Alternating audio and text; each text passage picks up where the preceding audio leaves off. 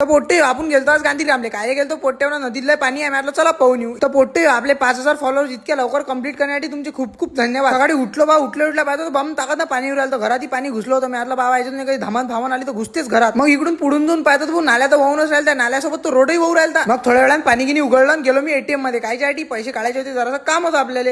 मग पैसे गिसे काढून घेतले, त्यानंतर गेलो मी घरी मस्त जेवण वगैरे केलं आणि थोड्या वेळानं पोट्टे म्हणत चला गांधीग्रामला जाऊन नदीला पाणी आहे. मग गेलो बा आम्ही पुलावरून जाताना भेऊ लागत जावा याला लय पाणी होतं तिचा.